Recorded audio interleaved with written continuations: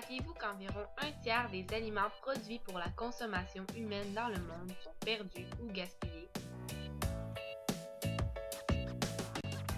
Les consommateurs en Europe et en Amérique du Nord gaspillent entre 95 et 115 kg par an. Dans les pays développés, 40% des pertes se produisent au niveau de la distribution et du consommateur.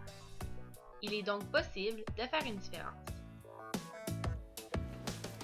Salut, je m'appelle Anne-Marie. Je vais vous présenter ici quelques vidéos qui vont porter sur la surconsommation, un sujet qui me tient à cœur.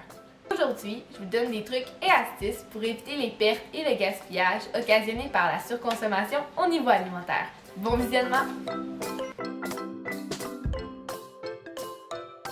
Un bon truc est de planifier ses repas à l'avance avant d'aller à l'épicerie. De cette façon, nous n'achetons que ce dont nous avons vraiment besoin et évitons les aliments en trop dans le réfrigérateur qui risquent d'expirer.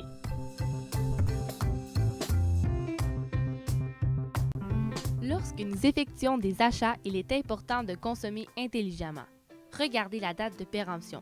Cela pourrait vous éviter de bien mauvaises surprises. Faites par contre attention de ne pas vous laisser prendre au piège. Certains aliments sont sans danger pour la consommation humaine une fois la date de péremption dépassée. Seul le goût et la texture seront altérés.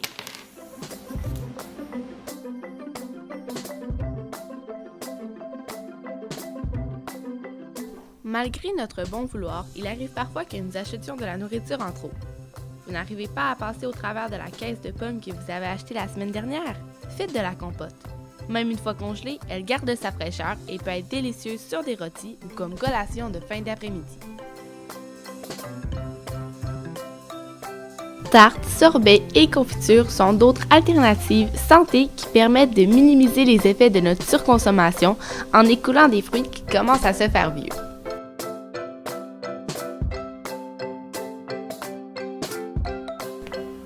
De leur côté, les smoothies permettent d'écouler non seulement des fruits, mais aussi des légumes, du jus, du yogourt ou même le reste de crème glacée cristallisée dissimulée dans le fond du réfrigérateur. De plus, les smoothies sont bien souvent simples, rapides et sains.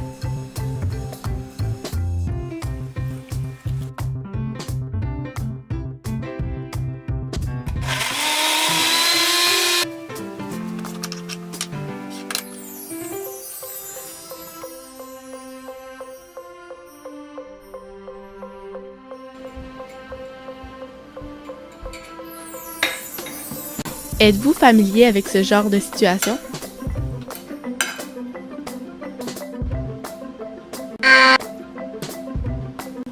Voici comment les éviter. Pour éviter le gaspillage, jouez avec les portions. Un enfant sera plus à même de manger 2 petites assiettes plutôt qu'une grosse. Si toute la nourriture que vous achetez est consommée, vous réduirez non seulement vos déchets, mais aussi la facture de votre épicerie.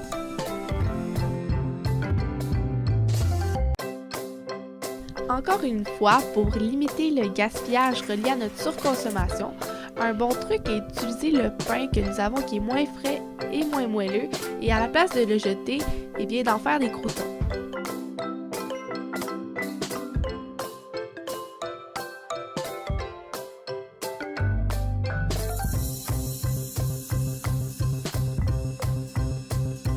Ceux-ci seront délicieux dans une salade ou tout simplement comme grignotés.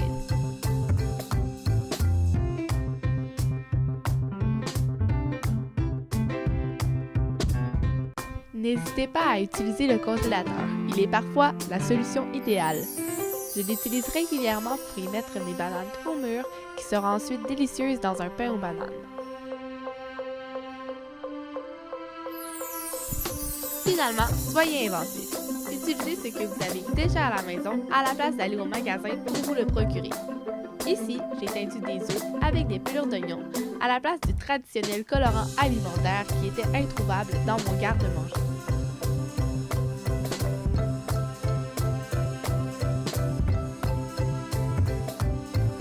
Porter à ébullition et faire bouillir pendant environ 10 minutes. Ajoutez une cuillère à soupe de vinaigre et quelques pincées de sel une fois retiré du feu pour sceller la couleur.